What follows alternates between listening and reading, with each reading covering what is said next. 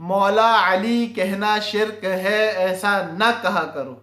یہ مجھے کہا گیا ایک مجلس میں، جب میں نے کہا مولا علی رضی اللہ تعالیٰ عنہ کسی بات کو کرتے ہوئے، تو بھائی جب اس بندے نے مجھے یہ بات کہی تو اس سے میں نے ایک سوال کیا، وہ سوال میں آپ سے کر رہا ہوں، اگر آپ کو کوئی منع کرے تو آپ اس سے سوال کیجئے گا۔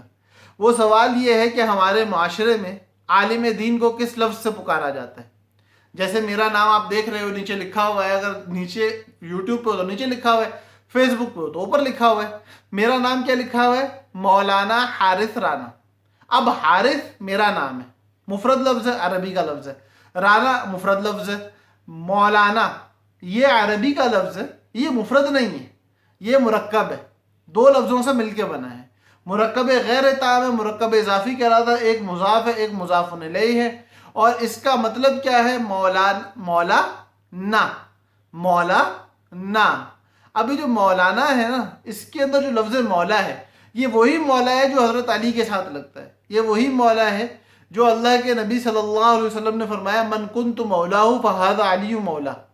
مولا ایک لفظ ہے عربی زبان کا، جس کے معنی مقتدا، پیشوا، سردار، دوست، عزت والا، ہمارا بڑا، ہمارا رہنما، اس طرح کی چیزوں کی عزت اور مرتبے اور شان کے معنی میں یہ لفظ استعمال ہوتا ہے۔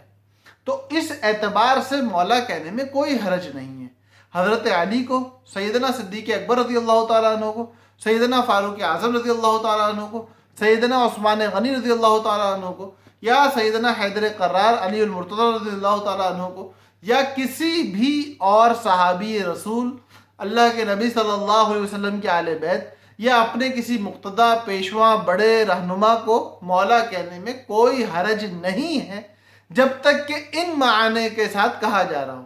لیکن اگر کوئی بندہ مولا کے ان معنی کو لے رہا ہے جو کہ الوہیت کے لیے، جو اللہ کی ذات کے ساتھ خاص ہے، اور ایسے معنی آتے ہیں، تو جب بندہ ان معنی میں لے کے اس نیت کے ساتھ بات کرے گا تو لازمی بات ہے شرک ہو جائے گا، اور وہ ناجائز اور حرام ہوگا کہنا، بعض اوقات اسلام سے باہر ہو جائے گا بندہ۔ لیکن جب اس نیت سے بات کر رہا ہوں، جب وہ نیت نہیں ہے تو مولا کہنا بالکل جائز ہے۔ اور بھائی جب مجھے مولا کہنا جائز ہے، مولانا طارق جمیل صاحب کو مولا کہنا جائز ہے، جبکہ ہماری کوئی اوقات نہیں، میری تو خیر مولانا کے آگے بھی کوئی اوقات نہیں ہے، اور مولانا کی حضرت علی کے آگے کیا اوقات؟ کچھ بھی نہیں ہے، کچھ بھی نہیں ہے، اوقات کی بھی اوقات نہیں ہے کہ بندہ یہاں اوقات کو ناپے۔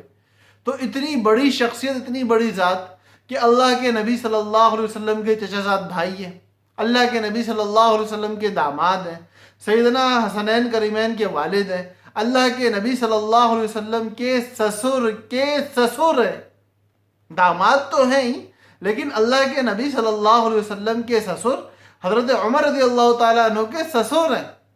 بھائی بندہ ان کے مرتبوں کو تو سوچے، ان کے رشتوں کو تو سوچے، اللہ کے نبی صلی اللہ علیہ وسلم سے ان کے تعلق کو تو سوچے، اور پھر اعتراض کرے ان کے مولا کہنے پہ۔ میرے بھائیوں، اس اعتراض پہ اعتراض بنتا ہے۔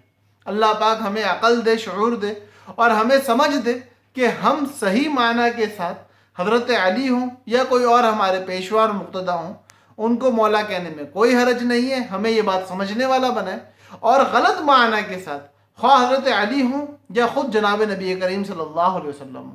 بھائی شرک تو اللہ کے نبی صلی اللہ علیہ وسلم کی ذات کے ساتھ بھی جائز نہیں ہے۔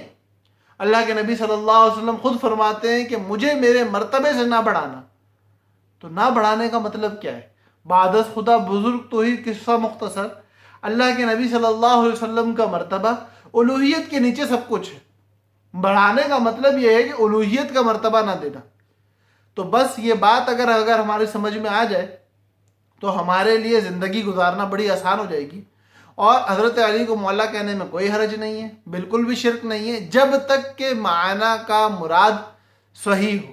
لیکن جب غلط مرادی معنی لیے جا رہے ہو تو اس وقت معاملہ گڑبڑ ہو جاتا ہے۔ تو اس لیے کہنے والے کی نیت کا اعتبار ہوگا، اگر صحیح نیت کے ساتھ کہا جا رہا ہے تو صحیح ہے، اگر غلط نیت کے ساتھ کہا جا رہا ہے تو غلط ہے۔ اللہ پاک ہم سب کا حامی و ناصر ہو۔ السلام علیکم ورحمۃ اللہ وبرکاتہ۔